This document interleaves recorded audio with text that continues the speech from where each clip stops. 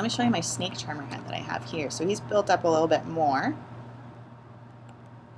And what I have, I don't have him labeled, but I've got, here's his middle. This is that 1/4 pose I was talking about. Then I've got all of his lips in here, and I've got a blink up here so you can see where the whites of his eyes are. And these are his pupils are on another layer. Actually, the pupils should be over the ones.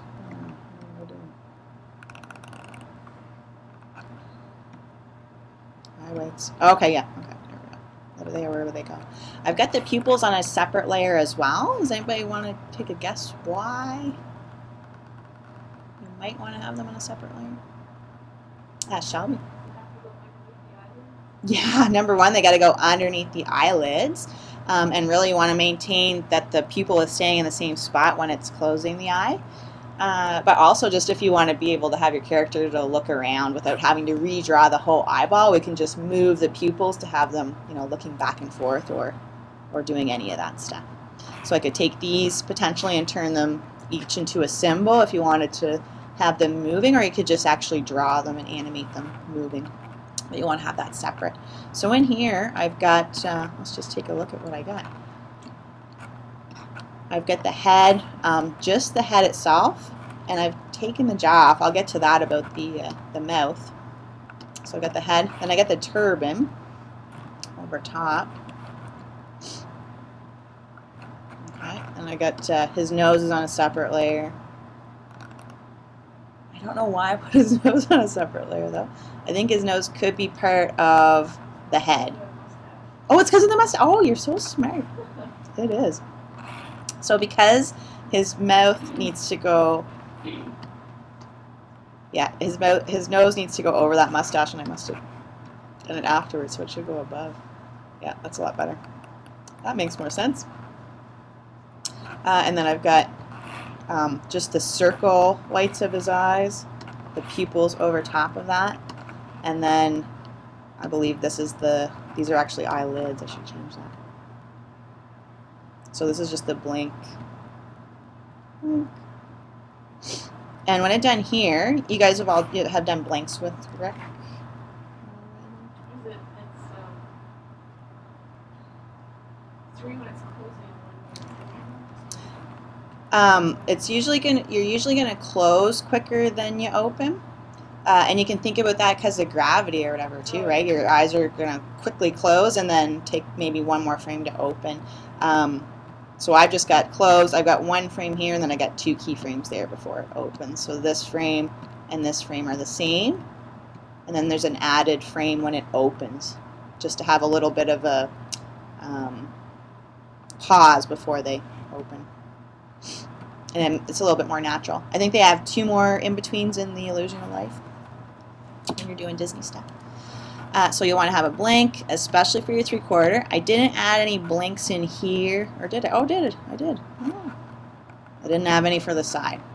But as long as you have at least one for your 3/4, you'll be good, because that's the pose where you're going to probably have a lot of just natural blinking. Those other poses, you can always add any of this stuff in afterwards, so it can always be like a work in progress. Just have the minimum that you need, and as you need more stuff, you can draw more stuff. It doesn't have to be super finite. And then I've got eyebrows on another layer, and then the mouth. So let's talk about the mouth here. So is everybody okay with doing head turns? Getting this done? Once you have it done up to here, I would just take and copy all of these frames. So those aren't These aren't in a symbol. This was but the my, mouth is in a symbol. but the mouth is in a symbol. That's correct. I imagine that's all in That one is going to tell you how to just do one, and I think it's the front, how to do it from the front, and then you kind of essentially do that to each. I think you might want 3/4, you may want front. If whatever you don't need though for your animation, don't bother doing it. So if you know your character doesn't talk from the front, don't bother doing the front. What all you need to do is take these frames. Once you get up to the middle, I can take these frames and I can copy them. Let's just pretend that these frames aren't here. if I paste them, and I can take them and I can use the edit multiple frames. I can select everything here as long as it's all unlocked, and I can flip it all at once. So I'm going to transform and flip horizontally. So it's going to go the other way. Then you'll have to, yeah, exactly. You'll have to push everything over a little bit. Did you guys do this with Clyde? Head comps or no? Just like a brief, Okay, okay, good. I just didn't want to be repeating anything. You're like, we already know how to do that. So what's going to happen is once I flip them, they're going to flip on the center axis, not necessarily on the axis of the neck. So if I look at these, let's see here, get rid of that in relation to, oops, what did I do now?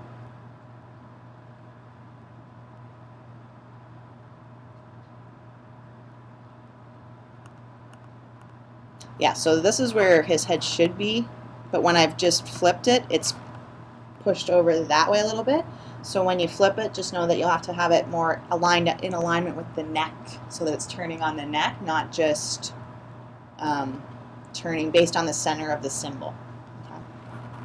Let me get rid of these because it's going to be confusing.